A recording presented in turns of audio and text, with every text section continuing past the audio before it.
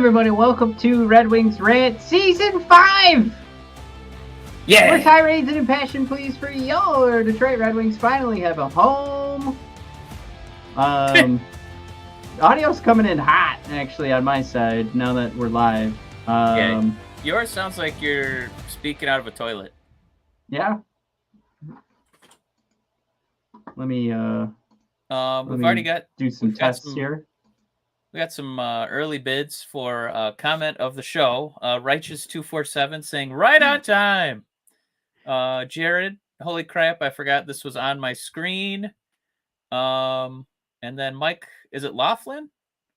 I'm gonna go with Laughlin. Is it an EV? No, it was a Chevy Cruze, and tire popped, and I couldn't change it because I couldn't find the lug nut key. So I had it like 89% done, and then I couldn't make any more progress. So luckily, the place where I work, though it's not great, they did send a security man over with some air, and he filled up my tire, and I went to Burger King, and now I'm here. Yeah. Did you... I just want to ask, because I feel like this is something I might do. Okay. Did you realize you didn't have the right lug nut? Also, does my audio sound better? Yes. Okay. Did you realize you didn't have the right lug nut? Key nut for your wheel? Then decide that you're going to try the other four. Like, you realize that, and then you're like, you know what? Maybe you just got to loosen the other four and it'll still pop off. And then you finally made the call. Like, nope, this isn't going to work. I got to put them all five back on. I made my way and be as honest as possible. I made my way through the four lug nuts, and then I thought, and maybe I'll just pull off the hubcap here. And that didn't work. So yeah, that's kind of where my head was at. I was like, I feel like I would be mentally in this space, like, all right, I gotta be a man. I gotta figure this out. Well, the best part was they sent a security guy who's like all beefed out, and then he's used to like helping, how do I put this gently? People who are uncomfortable changing tires. He didn't expect me. And so he drove up, and then he tried to like out-bro me. He's like, yeah, cars are shit, shit. And then I was like, yeah, bunch of shit, He's like, yeah, shit. And then I was like, hey, that little device that you plug into my battery to get the air pump going, that's pretty cool. He's like, yeah, sometimes it's a piece of shit, but, sometimes the shit works. So, it's pretty good shit. All right, man. Good shit you did down there. So really appreciated it. Yeah. You appreciate... Wait, how can you Chewy, I didn't say it. I didn't say it, Chewy. You said it for me. Thank you. Jared, fascinating tangent, Mike. Let's move on. Dan B, the only person who had a worse week than Mike, Sebastian Cosa. Woo. Ooh, who wants to call him a bust first? Huh? Oh, God. Curtis, hard to believe the last time we were all together, Mike Babcok was still coaching in Columbus. What a week for Mike Babcok. Oh, boy. And we talked about it a lot last week. I have one slide on it. It's just Mike Babcock's face. But I think still the best take that we got was Elliot Friedman last week saying he had to be perfect. He couldn't be 99% good. He had to be perfect. And he super fucked up. So he gone. I like that the NHLPA too. I like the story that came out. I think Frank Saravelli posted it. He's like, yeah, they weren't deciding whether or not to keep him. They were trying to figure out his exit strategy for the last day. Like when that story came out, I think that was Sunday. I was like, oh, shit. Yeah. Good old NHLPA nailing it. Getting rid of Mike. Yeah, they did their little investigation and they said, good God, no. And here we are. And then Logan Underwood. Logan, I don't think we've said hi. How you doing, Logan? I finally have hockey back in my life. I will be at opening night, October 14th. Nice. I know. I wanted to go to that game. I might not be in town. Matt will be at Disney World again. Stop! Don't tell people. World more than he goes to Embarrassing. Red Wing games. He's not even bringing his kids or his wife. He's just going by himself. It's gonna be fun. You go by yourself. Telling a player to come to his house for lunch, looks at phone and doesn't feed the guy. That might have been the real problem. You got to hold a grudge somehow. Well, Mike, we had a bunch of guys still holding a grudge from last year. If you included, I'm the only one holding 0 grudges on our fantasy hockey team, our fantasy hockey league, because I won. I did. Matt won. So if you want to try and knock down the champ, because the champ is here, guys, you can sign up. Now, if you were on the league last year, you're already signed up. You're good to go. If you were in the league last year, lest you forget that Matt definitely had the most Mark McGuire fantasy hockey season I've ever seen in my life. First of all, he wasn't even going to be in the playoffs. And then the day before the playoffs started, he expanded the seeds to 8. Then when he made it to the finals, it was a tie game at the end of the week. And somehow Matt won by a point. I don't know where that point came from.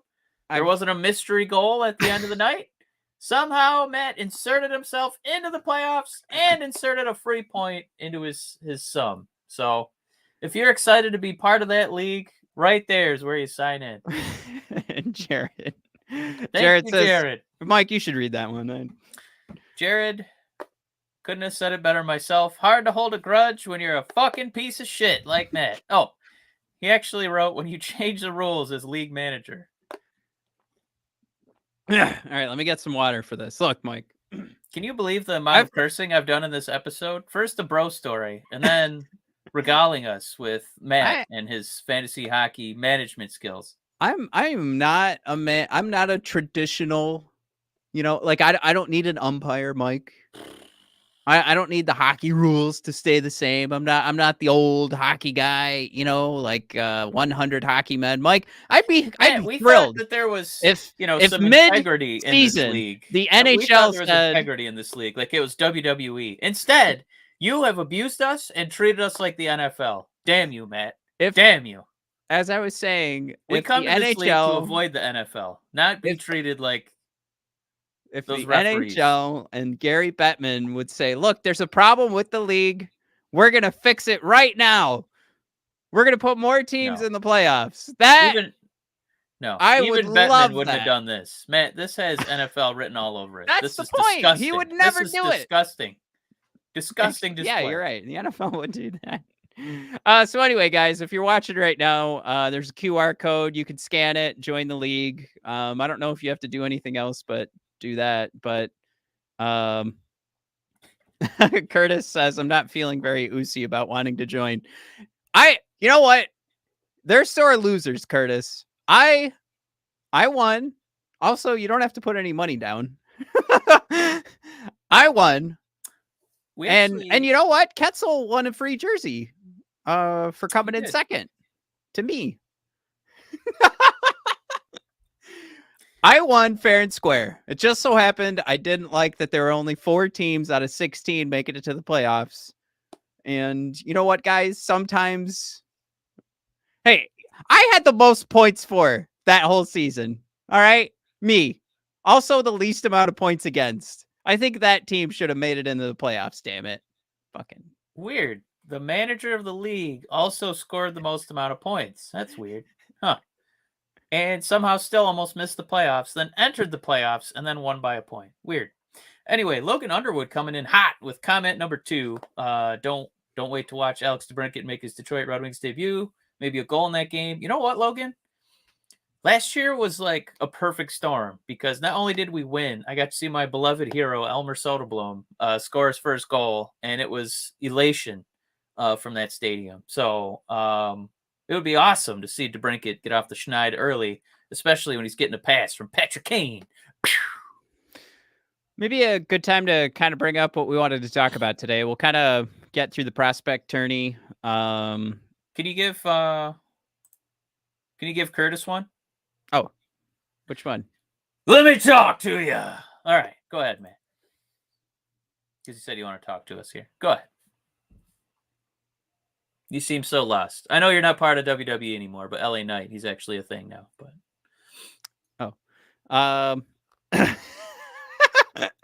wow. So what we want to do today is run through the prospect tourney, and then we're going to talk about a group of fellers on the Red Wings team that it's not about the highest ceiling or the worst player on the team. I think you guys know where I feel, where I'm at with that. It's about the guys who have the largest gap between ceiling and floor. And I want to have that That's conversation. literally Elmer Soderblom. Right. And it could mean so tall. Make or break the season. It could be a guy that's doing okay and could fall down to the depths. Could be, again, an Elmer Soderblom. Could he break through? And of course, you can't break through the ceiling. We're literally defining somebody has a ceiling and a floor.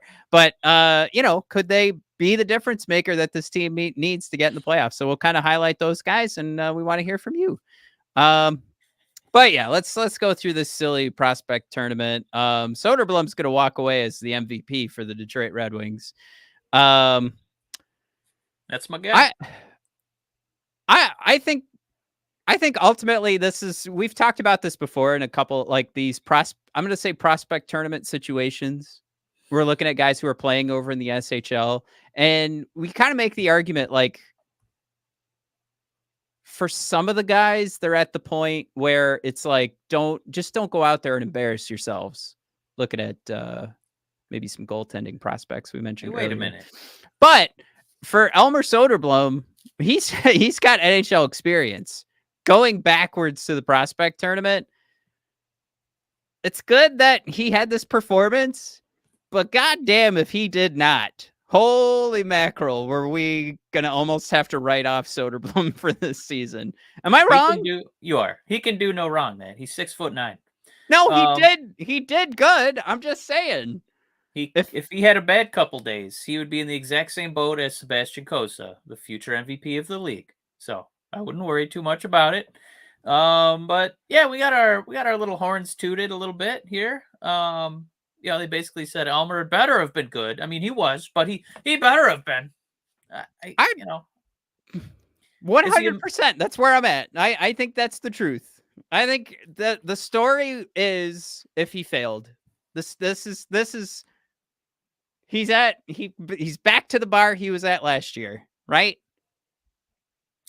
Yeah, I mean, when he was playing opening night and, before he got sent down to the minors, he had a lot of instances where he got to use his length, just, be able to completely drape over guys. Apologies to Chris Draper. He's the real Draper of the Red Wings, because he could loom, he could stretch. I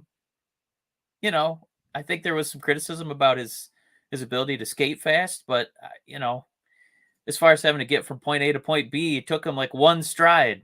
So, he could probably be quicker, sure. But yeah, if he can learn to utilize that length into being like a defensive forward, in addition to, being a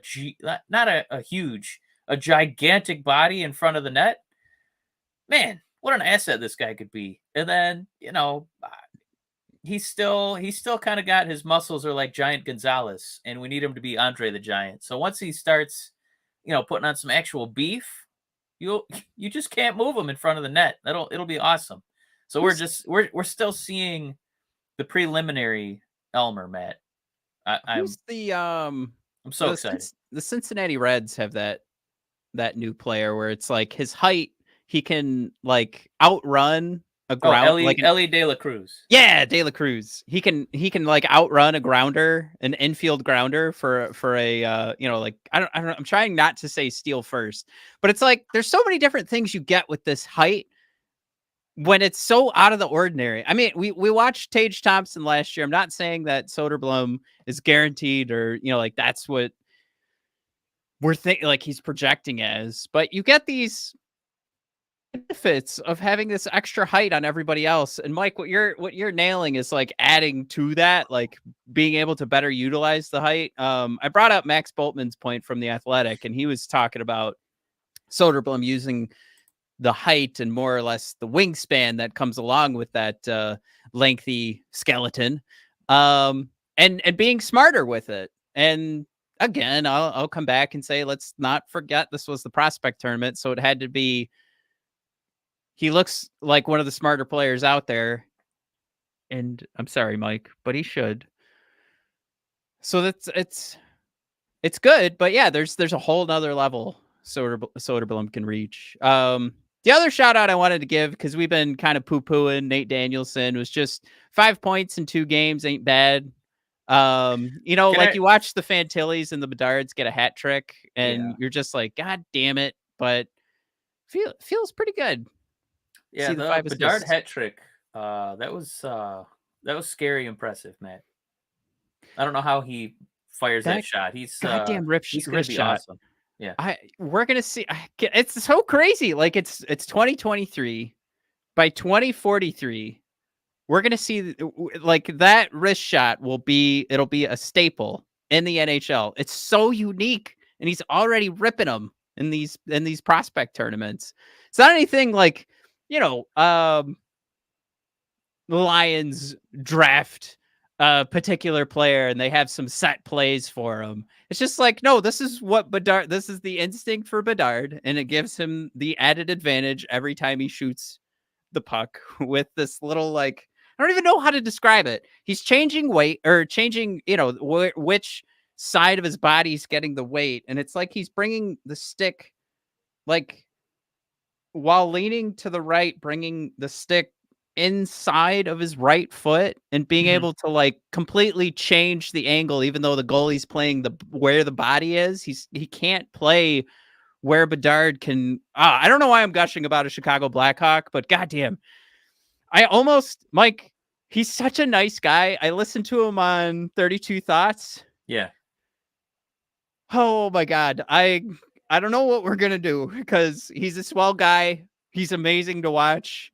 I mean, the only negative is he's a Chicago Blackhawk, and I don't know if I can hold that against him. It's not his fault. No, he's so goddamn charming. For me, I'm getting too old to like hate teams, especially because the Red Wings aren't good enough to like have a grudge with anybody, like a real rivalry. So I like rooting for greatness at this juncture of my life, and I guess what I could compare him to is like, maybe the way Steph Curry like changed the way basketball is played, and now everybody after that's like, wow, what if we just shot a lot of 3-pointers? And Bedard's like, well, what if we just started shooting in a way that made it go in the net every time?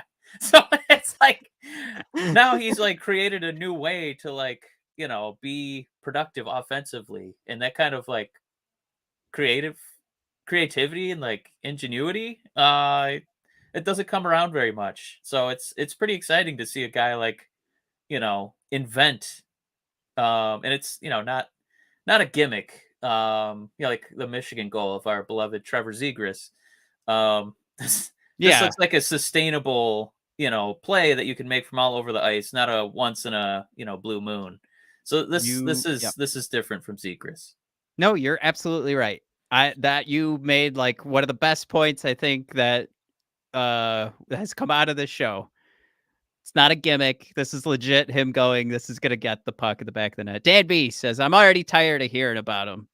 Well, I'm going to tell you guys about something else you're tired of hearing about. We're back with another week of football, and DraftKings Sportsbook is keeping us in on the NFL action with great offers every single game day. New customers could bet $5 and get $200 instantly in bonus bets. Throw $5 down on any of this week's epic matchups to walk away with an instant winner. DraftKings isn't stopping there. All customers could take advantage of 2 new offers every game day this September. Mike, I have taken advantage of those offers. It has gone very well. One of them is the no sweat bet. So you just kind of build up this huge, big old parlay, and you get everything to knock down. If it doesn't, oh, shoot. Oh, no. Well, I'll get my $10 back. And if it does pay off, holy goddamn, does it feel good right now in my DraftKings wallet. Football's more fun when you're in on the action, so download the app now and sign up with code THPN. New customers can bet just $5 and get $200 instantly in bonus bets. Only on DraftKings Sportsbook, an official sports betting partner of the NFL, with code THPN. The crown is yours. Gambling problem? Call 1-800-GAMBLER. or visit www.1800gambler.net. In New York, call 877-8-HOPENY or text HOPENY 467-369. In Connecticut, help is available for problem gambling. Call 888-789-7777 or visit ccpg.org. Please play responsibly. On behalf of Boot Hill Casino and Resort, licensee partners of Golden Nugget Lake Charles. 21 and up, varies by jurisdiction, void in Ontario. See sportsbook.draftkings.com/football terms for eligibility, terms, and responsible gaming resources. Bonus bets expire 7 days after issuance. Eligibility and deposit restrictions apply. All right, we're back. Yeah, we're back. done. So we have comments of the show, and worst comment of the show, performance Rat art. King. Use Elmer's a package for Nylander. Performance art. How could you, sir? Bad. It's the Take time it to back. do it. You had a hot prospect tournament. Light it up. Chewy throws out there giraffe legs. I love it. Logan, we were both at the opening night last year against the Canadians, getting to watch Elmer. We won 1-0, right? Just the Soderblom goal. Oh, for some reason I thought it was 3-0. Was it? Oh. Yeah. I gotta Oh, look I up. might be. Maybe I'm thinking of empty net goals, and he was the only legit goal. I don't know. Dan B, take a breath. Jared with another bid for comment of the show. Is anyone listening to Matt during this? And I assume by this he means the regularly scheduled program. No, Jared. And then Curtis. VA.Deadboy. What up, gang? What up, VA Deadboy? Jim throws out there. It was 3-0, but was it 2 empty netters? I think I'm right. I think Elmer was the only legit goal. I don't know. We'll have to go back to the books on that one. Okay. Fine prospect tourney to walk away with some fun stuff. Now, the Athletic put together their checklist of year-over-year improvement teams, and they put their checklist together for like, did your team improve the right way? New coaching staffs, whether immediately prior to the season or within a year. Improved goaltending, whether from bad to great or even just horrible to average. Top-end talent entering their prime offensive years. Meaningful roster movement, whether for key depth or top-end talent. And a little bit of luck. Now, you can't measure luck. But we love the Athletic, right? Like, we love our Max Boltman. But the comment here, I think it's like the last paragraph. The Red Wings did hit a lot of our criteria that I just went through. I'm just not sure they hit them particularly hard. It's easy to imagine some degree of improvement, but not some kind of season for the ages. So that last little bit is pretty weak. That's a super weak, if I may, for people that get paid to write. And I don't know if this was Max that wrote this, but to say it's not going to be horrible, but it's not going to be amazing. That's a pretty, you just made a pretty big old gap there. But I unfortunately am only bringing this up because we already got our finishing 7th in the hockey news. This is a will the Red Wings improve? Yeah. And the answer is like kind of. So we're excited, right? I think we wanted to see what this first line can make a difference. Like how can they make a difference? Here's I got rid of some of the fantasy pickups we did last week and made a real lineup here. Yeah, a little bit more legitimate here without Elias Pettersson somehow manning the first line. Yeah, so no Pettersson, no Patrick Kane, but you still have an okay result. Like 95 points does not guarantee you a playoff spot. But this is I still see some books being cooked as Simon Edmondson is the second pairing on the left defenseman, man. Where's Sherratt? Where'd he go? Ole Mata missing as well. Interesting. I really like this. We always get poo-poo because I never worry about the bottom 6, but I put a bottom 6 together for you guys today, so you can. I don't know why they're the bottom 6. There's a lot of tops on that bottom 6. Well, that's kind of how I want to transition into the show's topic. So it's like DeBrincat, Larkin, Lucas Raymond, right? And the show's topic is who has the largest gap between floor and ceiling.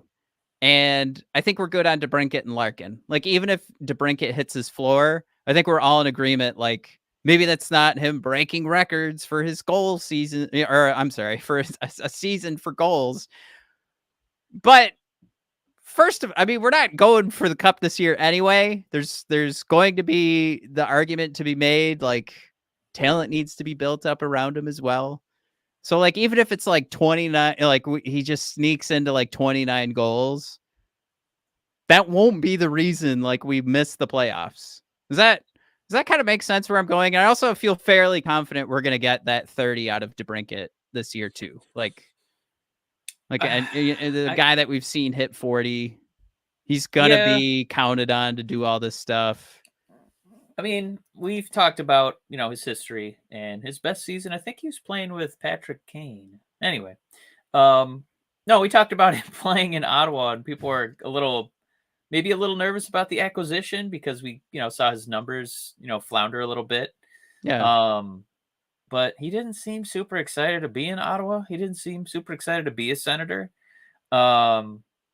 And I think that playing in Detroit, playing for a team in a city that he actually, cares about, is from the area, I think it actually can make a world of difference. He's going to be I'm actually pretty optimistic about what his numbers are going to look like. And I think he's so good that it might be an offensive liability for him to be on a line with, Larkin and Raymond.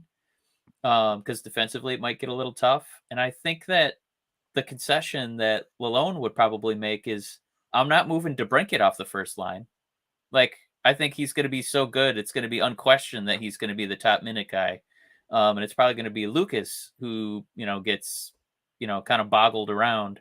And that's where we might see our boy Rasmusen. So, we probably don't want to, talk about lineup combinations, the rest of the episode, but it's just that, if we're going to bring up DeBrincat, I think he's going to be a staple at, line number 1. No, I mean, that's exactly like my point. And I think you did a good job of helping me get to the finish line with that point of, like, if the first line's struggling, he's not going to say DeBrincat's, where we're going to make the move. Probably look in the direction of the guy who hasn't hit 40 goals yet. Jared throws out there, we'll back up a little bit. Soderblom got that game winner last year. Raz and Olimato with the empty netters. That's when we started doing the Redwoods, which was fun. Yeah. Jim Johnson, quick question. Will any of the PTOs make the Red Wings? My answer, no. Well, here's the thing. In the professional tryouts, you got... It is kind of funny because Mark Pissick is on there. I really leaned into the piss on that one. But our boy Adam Ernie getting that PTO with Edmonton. Oh boy. Sam Gagne getting one with Edmonton as well. I mean, like, is the question, like, Jim, is it better to ask, do we want any of them, or will they get a shot? I don't know. And of course, for the Wingdings, Artem Anisimov will be jumping the boards. Josh Bailey's, name to keep, at least a name that that's a name had you some recognize. success. Yeah, years ago. Like, there's nobody really on here that's like jumping off the page. We have an Alex Chase on, of course. Had some fun with Detroit. I don't know. I mean, I think it would be an absolute, like, emergency situation where, a third of the team was involved in a roller derby accident and they can't play. Because we have this is a team where we actually have kids in the minors who are, like, on the cusp, and they would probably play if we were even, if we were a terrible team, they would probably get minutes. Yeah. Is it Stanley Cup depth? No. Is there a lot of depth on this team? Yeah, absolutely. Jared with a bid for topic of the episode. Show's topic: top or bottom? Ooh, I wish I had named the episode Jared that now. or verse. Don't forget that. Dan B, bless your heart. Do the Wings have a bottom 6? Did you mean that? positively or even more negatively that we don't even have a bottom 6 that we can ice? I mean, last year we always made the argument that there was a bottom 9 where everyone was interchangeable. Jim says we have too many third pairing D. That's another thing too that's interesting with my little show topic here. Interesting to me. I'm making the rules, so if I call it interesting, I'm being an asshole. But it's a little conceited. Another interesting thing I did here, Mike. Okay, I'll make my point. Some of these guys just ass. Like that ceiling or that floor is going to be pretty low, and I like just we're good. Like we know, like there's no chance of them hitting a ceiling. Did I say ceiling? Yeah, floor is going to be low. There's no chance of them hitting a ceiling to the level that it makes a difference for the team. And they could have a career season, but it's not going to help us get to the playoffs. Sneezy Wheezy, welcome aboard, saying, I like this lineup, vets with kids and key roles. Sneezy, you do have to remember that Matt definitely cooked the books on this one. There will probably be a Robbie Fabry in there. He likes like my it lineup. Too. It doesn't matter. I like it too. I just want you to brace yourself on opening night. There will be a Fabry in there somewhere. Curtis saying I would have hated putting on those ugly jerseys and gear every day. I assume he meant for Ottawa because when we were talking about DeBrincat. Yeah. And then Jim Johnson, God bless your positivity, my friend. We will get the second wild card. That would be fun. He also threw in there Veleno is going to sit. I actually got that vibe with Yzerman's press conference. Was that yesterday or today? Not a lot of confidence. A lot of options available. But yeah, I think that as much as Mike said I was cooking the books, I thought it was responsible to say opening night would be Joe Veleno. But Mike, largest disparity between floor and ceiling. I could be wrong, Mike, but I'm putting Lucas Raymond on this list. Now, this isn't in like a list of like who has the lowest floor, who has the highest ceiling. I just went through Jay Fresh and the guys that were top of mind. I picked them out. So again, another way to look at this is going to be those guys that if they had that great season, playoffs. If they don't, it's possible somebody else could bring us up with some play, but also their floor could also drop out. We could find out one of these guys is something else. But I think this one is particular, like this scenario, this story behind Lucas Raymond is more about how high the ceiling is. So maybe his floor, like if I back up here, I mean, it's not like we're looking at like potential Daniel Sprong, who had some goals, but was just a nightmare defensively. Like if anything, we've seen Lucas be a pretty responsible defensive forward. And from that point of view, things just completely bottom out. You've got a pretty good middle six forward, but that ceiling is so high. Ceiling so high for Lucas on this one. And the difference between the floor and the ceiling here, I think could do it all. Could get DeBrincat his 40 goals, could help this power play, move the puck even better. And add some more stability with the first line so that it's not just everything's on Dylan Larkin's shoulders. Take us to the finish line, my man. And I think all of that stuff, if it worked out, like all of those mental barriers get broken down. They're pulverized with a good look, like a great Lucas Raymond season. And I don't know if I'm saying something here that everybody's like, wow, Matt, you nailed it. But this is my list. So Lucas Raymond is on it. I would say maybe at the top of that list with Lucas, it has to be Rasmusen. As far as the floor goes, he had a perception that it was, this guy's a bust of a first round pick. We don't even know what kind of production we're going to get out of him. And then we saw how, houses can be made out of brick, but ours was made out of redwoods. And when this guy went down, the entire team collapsed into itself, Matt. Yeah. He's part of the literal structural integrity of this Red Wing house.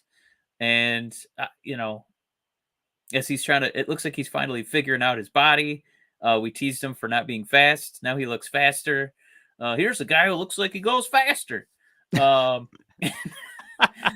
and it really feels like his full, like, 180 feet, like he's figuring it out. And, I think it's got a lot of us kind of doing the whispers about why isn't this guy going to be getting first line minutes? Because it looks like he, will need some size up there to kind of protect, the Larkins and the DeBrinkets, who aren't, they're willing, but they're not huge guys. So put a little mustard out there, a guy who's, comfortable in front of the net. As far as floor and ceiling goes, the floor was, the disappointment from a couple years ago. The ceiling, Matt, the ceiling, a first line guy that we can count on every night. I think they would be pretty cool.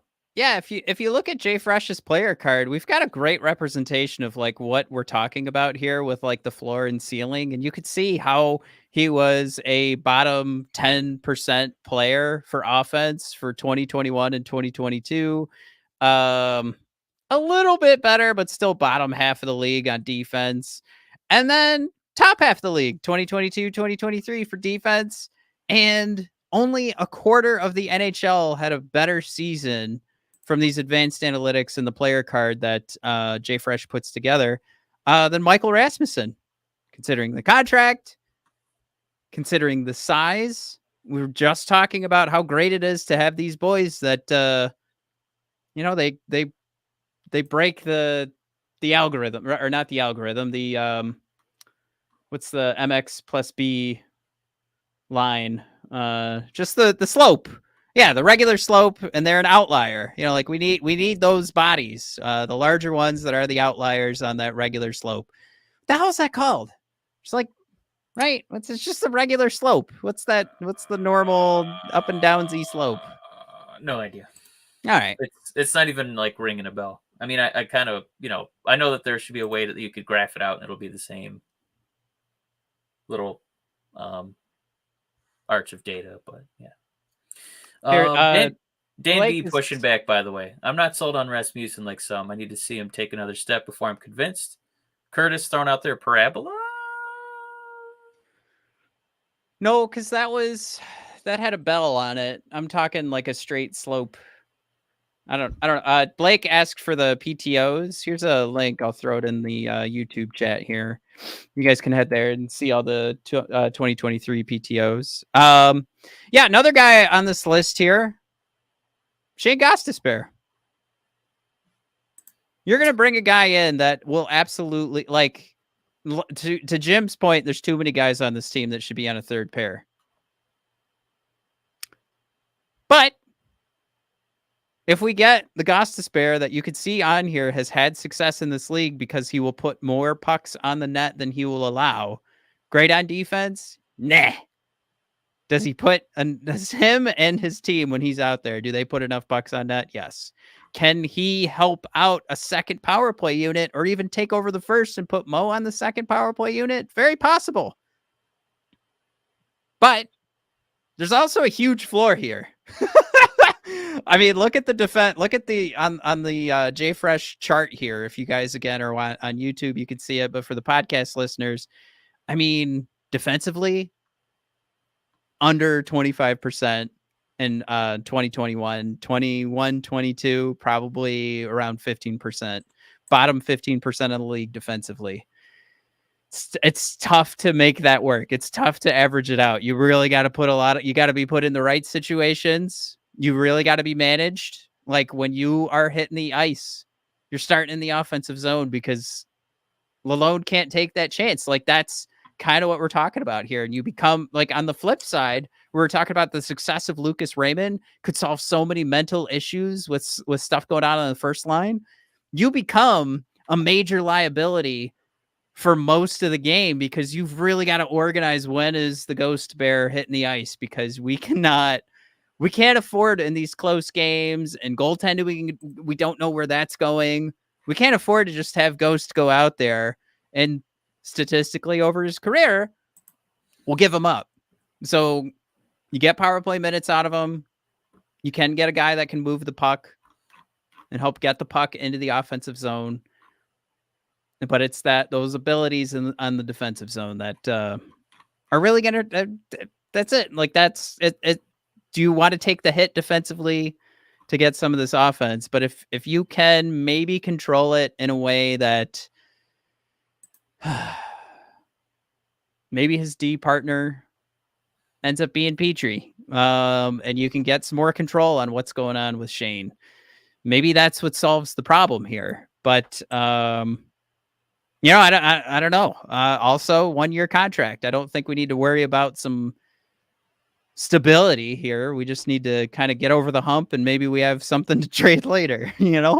But yeah, I think this is one of those where if you're trying to find, which I'm doing, find the players on this team that if they hit their ceiling, like this is the difference, and also they could be so terrible they could be the player that brings us out of the playoffs. For sure, Shayne has got to be on your list. Yeah, I think what we kind of forget too is I don't forget, but this team is so bad at scoring. They're so bad. I think since we've been doing this show, as we start season 5, they've easily had like negative goal differentials every year in, year out. And last year we had Larkin at 79 points. Thank you for trying. David Perron at age 34, a 56 burger. Then everybody else is 45 and lower, Matt. And it drops off quick. 45 Kubalik, Lucas 45, Kopp 42, Uncle Momo had 42, and then we start getting 38 for Hronik, and then it starts really dropping off. 29 for Rasmusen, and it doesn't get better. So I'm just saying, as far as, yeah, he might have a few warts defensively as a defensive defenseman, but I mean, his 41 points would have been like the top goal scorers on the Red Wings. He's not far removed. It was just the year before that he had 51 points, which is he would have been third on our team. So I'm just saying, it might get a little weird to have actual like goal scoring depth on this team. So no, I know we didn't get Bedard. No, I know there's some certain Toronto Maple Leafs that I want on this team that we haven't acquired yet. But guys like this that we're not even counting on them to be, hey, you're our top pairing defenseman. We're still going to give you minutes. We're still going to let you cook on special teams. This is a pretty significant acquisition. That's all I'm saying for a team that is so like goal averse. They're averse to putting pucks in nets. This guy, it's almost like he shouldn't be a Red Wing because he's like, well, I usually put him in. Why are you guys putting him on the outside? Just go like this. I'm pretty excited about this guy. And it's funny that his floor, it's hard to even include him in this discussion because his only poo-poo seasons were when he was hurt. If he's healthy, he's gonna probably be top 5, top 6 goal or point scorer for the Red Wings. No, and it's not about just points. Like it's got to be what he's given up to. So like, is it worth it having the guy bringing in the points, and you've really got to manage this team and his minutes and everybody else on the ice around him so that he can be in the right spot? Like, is it worth it? You can make the argument it is. I'm just saying that's part of the question here. But also, I mean, we said it before free agency. We said we want to see some guys on this team that can finish. Mike, he is in the top 1% for all defensemen in the league for finishing.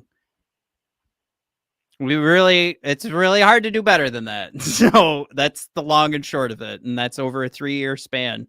So as many times like we go through these player cards and like you could make the argument of like, wow, Rasmussen's last season was so much better than the last 2 years. It's too bad that the war doesn't take growth into consideration.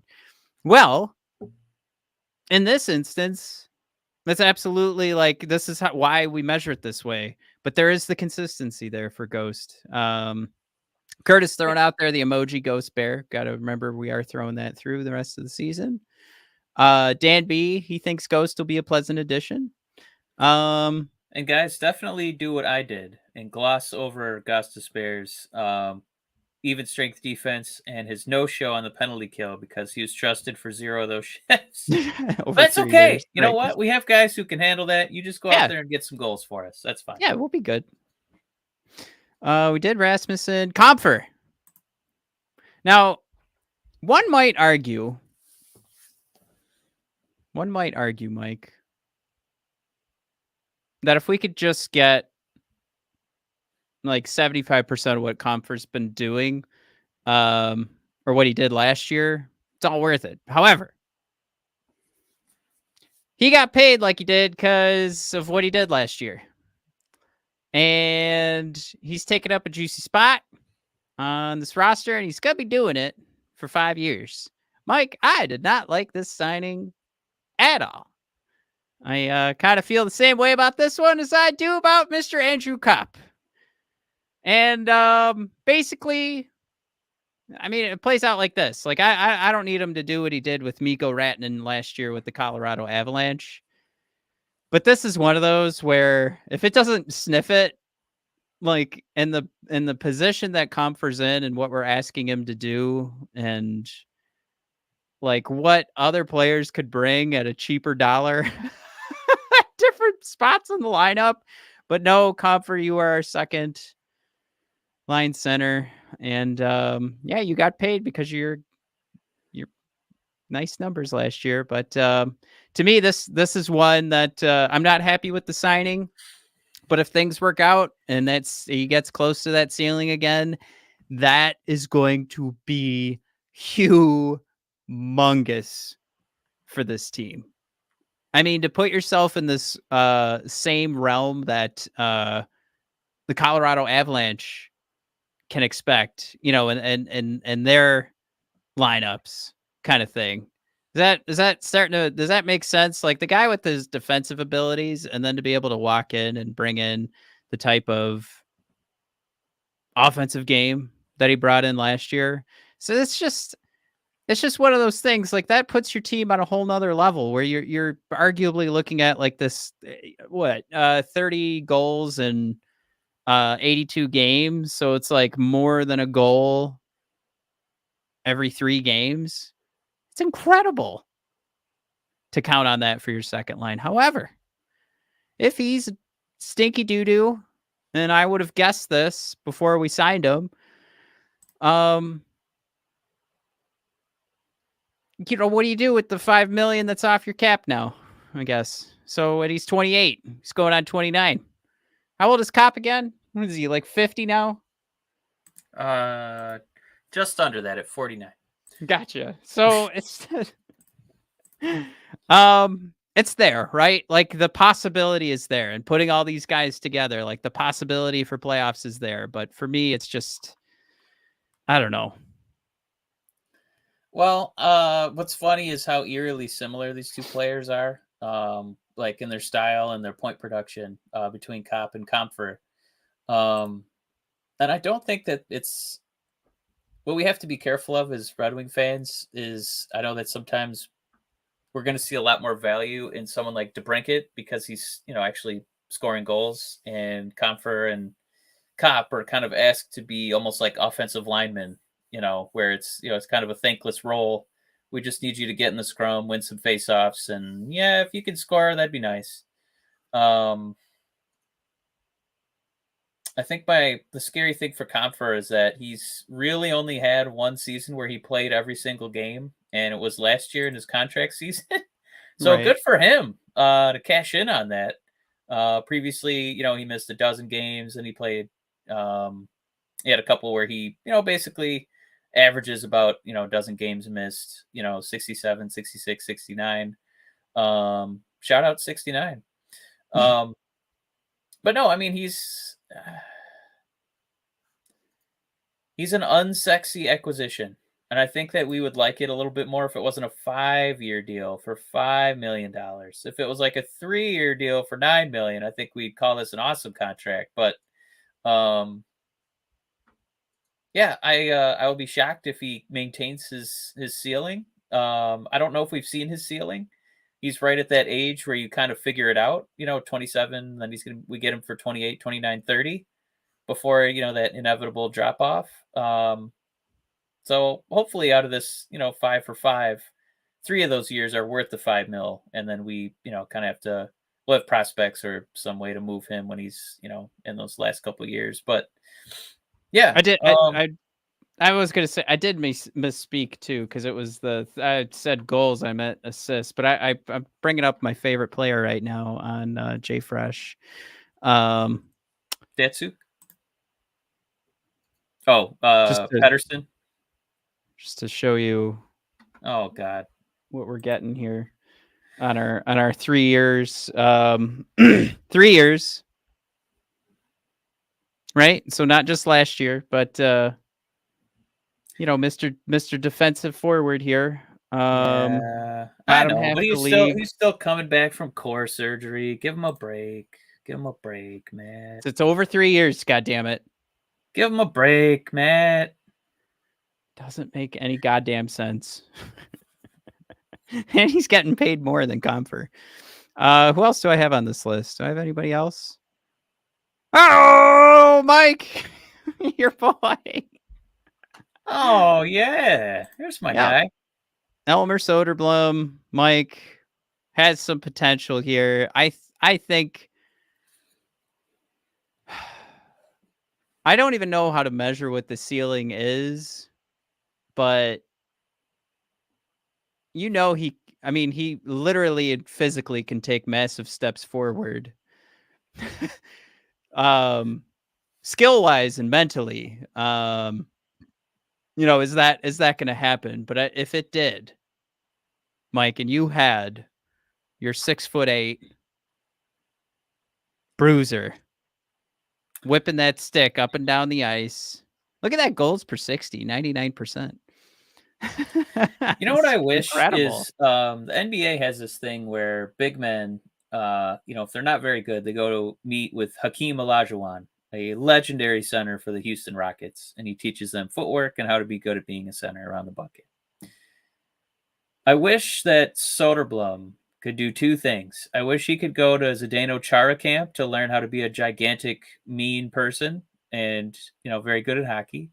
And then I also wish he could, just get an Airbnb with Bedard just for like a week, and just figure out how to use his gigantic girth to do a similar shot with his weight disparity. And he would be the greatest player of all time. No, as is, if we had the Red Wings Rant just fell apart and we started a new podcast, it'd be just the Elmer Soderblom, chatting hour. And we just talk about how great he is.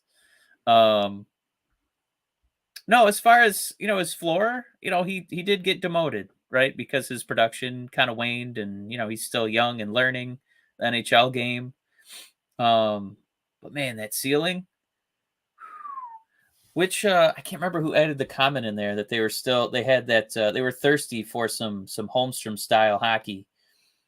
Man, can you imagine this guy blocking out goalies with that giant frame offensively, and then defensively just patrolling the blue line, and you can't get by him because of that reach? Woo! It's weird. Yeah, I feel like we saw more of it at the start of last year, and then it's like he started getting away from it. I don't know if that kind of played into. I know he got hurt. I don't know if there's like protection going on with the elbows on like parts that were hurt. I don't know what was going on, but I want to see more of it.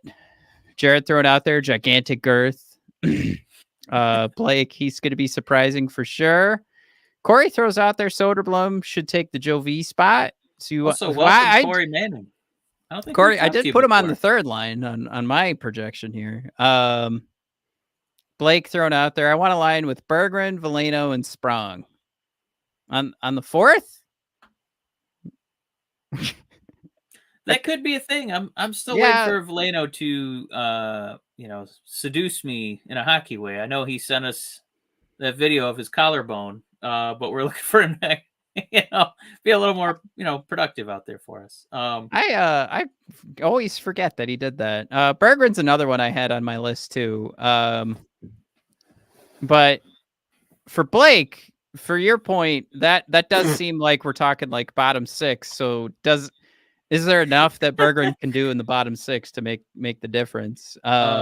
real quick, Jared with yeah. another submission for comment of the episode. At Blake, is the Berggren Valeno Sprong line, is that line in the press box? Crimson Shadow, what's going on, Crimson? It's been a while. Elmer will probably make the roster. Dude is too good of a scorer and setup guy to keep him in the AHL. It's got too much girth. Girthy, gigantic girth. And Crimson throws out there too. Have Rasmusen teach Elmer how to do it. Yeah, Berggren's on this list. For me, again, as the setup Did you just man add him to the and list because he's got a Great Clips haircut in his thumbnail? yeah, as definitely, like, to Blake's point, could be a setup man for somewhere around in the bottom 6. Like, somebody's going to need to throw the puck over to Sprong. I'm hoping for more of an opportunity, moving him up the lineup a little bit. But we saw a guy last year, Mike, that if he can get those opportunities to move the puck, how many times did we see him in the exact right spot to actually put a goal in the back of the net? He wasn't even always getting the pass, but we brought up so many times in his highlights, like rebound off the goalie, right to Berggren's stick. And I mean, one stride of his skates to get to the puck. Like, he's always in good positioning. So he's a smart kid. I think it's going to be about getting that experience, getting that ice time in the NHL. That's going to make the difference. So either we're committed to that or we're not. And we'll find that out this year, because I think this is it for Berggren. Doesn't work out, he gone. But I'd like to see him get that chance. And if that chance comes to fruition, it'll mean a lot for this team. But yeah, I think that's it for show topics. So those are all my boys. Close. We're getting close. Yeah, training camp starting. I don't know. There's who cares? But there were posts today from the Red Wings X account of what the roster is for training camp, right? So it's fun to see those X's, those tweets. What do you call that? I like that most publications are calling it, someone said on X, formerly known as Twitter. So I don't think X is ever going to take off. Corey thrown out there. Am I the only one looking forward to seeing what Hall can do for us? Yes. Blake says, I just got here. Blake, I'm sorry. We've been going for an hour, dude. We got to go. Dan B starts tomorrow for training camp. Crimson thrown out there. Problem with Joe, he can't win faceoffs. We're gonna see what happens this year. These guys, like, it's so funny. There's so many different ways that we look at, these for every sport. Like, every year we're going to expect Hutch to, like, take another step for like 3 more years, like for the Detroit Lions. For Valeno, like, I agree. Crimson, like, this is where I'm at. I'm good on Joe. Like, I don't think it's going to work out, but, like, I forget, like, is it possible, like, that's the part of his game that he's really leaning into? Maybe, literally, since he's doing some faceoffs and he's going to get some better leverage and he knows what's going on. And now he's a legit center we can count on. Like, those are kind of some of those spots where, yes, there's skill involved and talent, but you could get yourself to a higher level with practice. And can he improve to that point? And again, I already gave away, I don't think he can, but it is very possible. And crossing one of those off your list gets you an NHL job. So it's like, Joe, here's what you got to do. Can you do it? No, because we need to pay a guy that can do it. So here's your shot. Yeah, nobody hates him. We want to see more. That's all. Jim throws out there, Simon's going to be a factor sometime during the season. I hope sooner rather than later. All this talk about him being healthy and ready to go by the opening makes me feel like they've already said, like, yeah, we should probably put Simon in.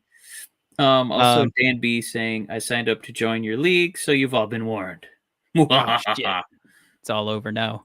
That's okay, Dan. I'm not worried at all. Yeah, Dan, if you had GM abilities for the league, I'd be more worried. But knowing that Matt could just snuff out your points at the end of the week, that's the real concern. I wish I knew how to do that. There's a way to I edit wish I knew how to do that. Sneezy Weezy. Wait, we think Bedard is going to be better than McDavid? I don't think I made that comment in the show. No. But yeah, why not? I think you're going to be surprised at how good he is. Can we talk too about McDavid and how much, like, he's the greatest player in the NHL right now. Bedard is scoring goals because he's manipulating the years of teaching for goaltenders. Bedard. McDavid is really fast and he's incredibly skilled. If McDavid loses a step, what happens? Because Bedard can still rip that wrister. I'm not saying Bedard will be better than McDavid, but I'm saying, yeah, I'm saying you will. No, I'm saying, you know what I'm saying? Like, there's things that you could keep safe. And would you rather rely upon, if you had to put money down right now? It's kind of hard, right? Because we've seen McDavid for so many years. But if you had to put money down on either a guy being fast 10 years from now or a guy still being able to just like kind of move his shoulder inside and shoot the puck, I'd go with the guy who's going to move his shoulder inside and shoot the puck with 3 guys barreling down on him. And he's doing it just to make space. I don't know. That's where I'd go. So we're definitely at the point where we're going to start having those conversations, right? We found a guy who does something so unique, and he's already proven at every level that it makes a difference. So yeah, I don't know if it's better, but I think I don't know. I just didn't think that it would be that like jaw dropping this quickly. So yeah, I'm gonna say it again. You love being I'm a turtle? getting too old. I'm getting too old to hate him because he's a Blackhawk. I just want to see greatness. Too old for this shit. And I think that I think that he's going to have some greatness this season. I think it's going to be pretty fun. Last comment. Sorry, everybody. Jim Johnson, McDavid's line mate would look good in Detroit. Yeah, let's bring Draisaitl over here. Or do you mean Dylan Holloway? All right, that wasn't funny. Bye, everybody. We'll see you guys. Oh wait, not next week, but the week following. We're gonna take a week off next week because Matt's gonna be in an aeroplane. Matthew, bad. I know. I apologize. All right, see you guys. It's been fun. Appreciate you guys working with us on the timing. We were late. All right, bye.